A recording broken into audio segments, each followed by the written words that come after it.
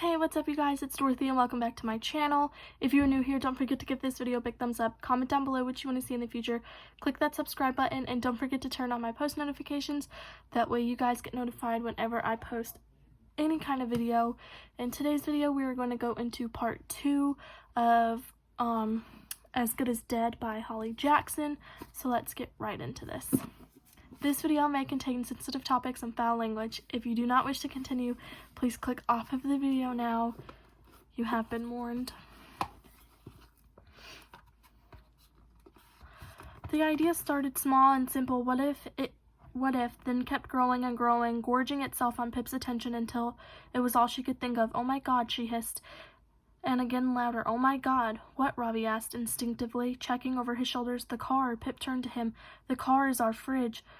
This is a newish car, expensive SUV. How cold do you think the AC gets?" The idea pulled in Robbie too. She could see it in his eyes, something close to excitement. "Pretty cold," he said.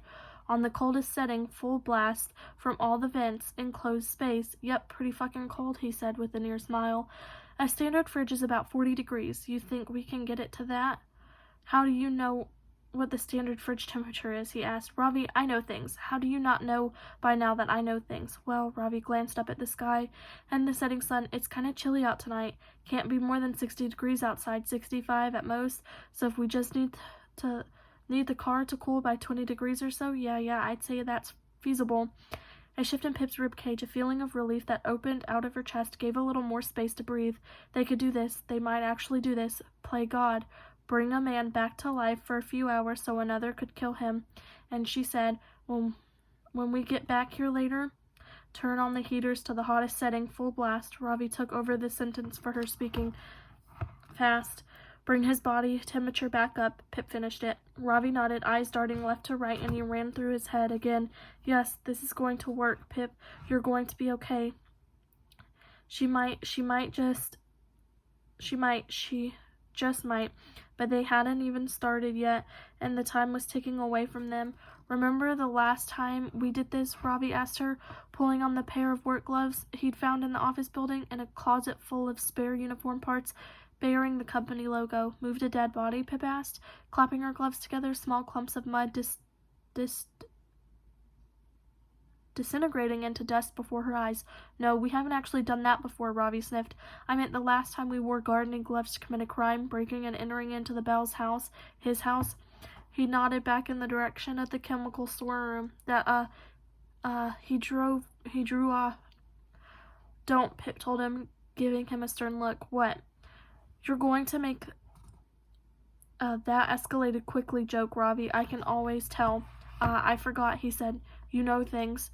She did, and she knew that humor was Robbie's tick, his way of coping. "Okay, let's do this," she said. She crouched and pulled up on the edge of the tarp covering the oversized mower.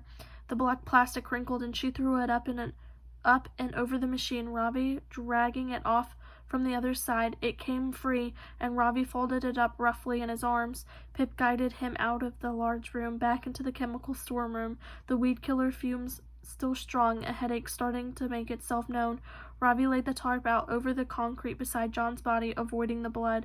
Pip could read the tension in the way he held his mouth, that faraway look. She was sure she had to. "Don't look at him," Robbie said. "You don't have to look at him." Robbie stepped toward her as though to help her with the next part. "No," she said, sending him away. "You don't touch him. You don't touch anything unless you have to. I don't want any traces of you here. That would be far worse than the unthinkable if she went down for murder, but if Robbie went down with her, no, this could not touch him, and so he could not touch the scene. If they failed, it would all be on her. That was the deal." Robbie knew nothing, saw nothing, did nothing. Pip bent to her knees on the other side of Jason, and slowly she reached out, gripping onto his shoulder and his arm. He wasn't stiff yet, but rigor would start to set in soon. She leaned forward and pushed rolling Jason and his broken open head onto his front. His face was untouched, pale and slack, but almost looked like he could be sleeping.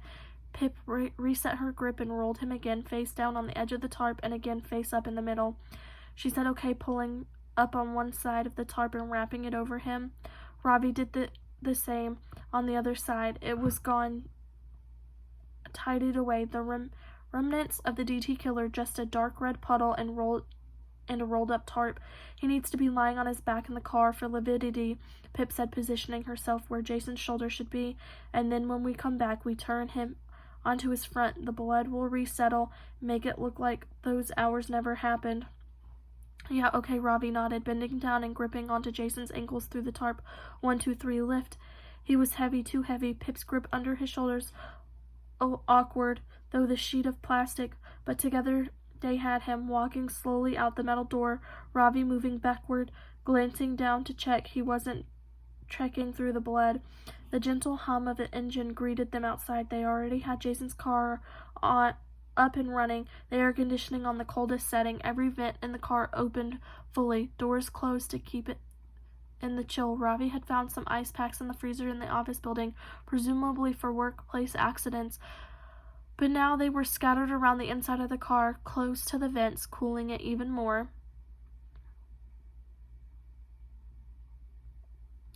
I'll get the door, Ravi said, leaning down to place Jason's feet gently on the gravel. Pip stuck her leg forward, butt rested against Jason's back, and to take some of the weight. Ravi opened the door of the back seat. Already pretty cold in there, he said, returning to the other end of Jason and picking him up with a grunt. Carefully, half steps as time, they maneuvered and rolled up the tarp through the car door, dropping Jason onto the back seat and sliding him through. It was already cold in here, like leaning inside a fridge, and Pip could see the foggy billows of her breath in front of her as she tried to push Jason farther in. His undone head, wouldn't fit inside. Hold on, Pip said, running around to the back of the car to open up the other door. She reached through the opening at the end of the tarp, gripped Jason's ankles, and pushed them up to bend his knees, using the extra room to drag him all the way in, holding him in position as she slowly closed the door, the sound of his feet knocking against it, like he was trying to kick his way free. Ravi closed the door on the other side and stepped back, clapped his hands with a tense outward breath. And it will keep running for hours while we're gone? Pip checked again. Yeah, he has almost a full tank. It will keep going, long as we need it to, Ravi replied. Good, that's good, she said. Another word she knew to be meaningless. So now we go back home. The plan, Ravi parroted her. Feels scary leaving it like this, invisible traces of you all over it. I know, she said, but it's secure. No one is coming here. Jason said so himself. He planned to kill me here, and he had all night, all weekend, no cameras or alarms.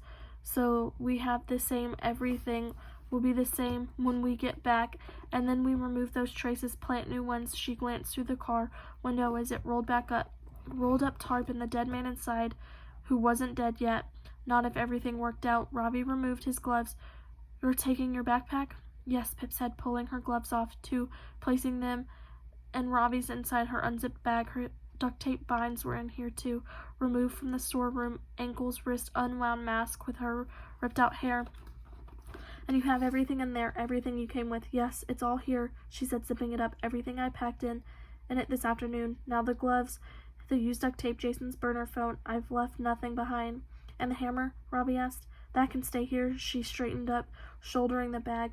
We can clean my prints off of it later. Max will need a murder weapon, too. Okay, Ravi said, taking the lead, heading towards his car, abandoned by the open green scene gate.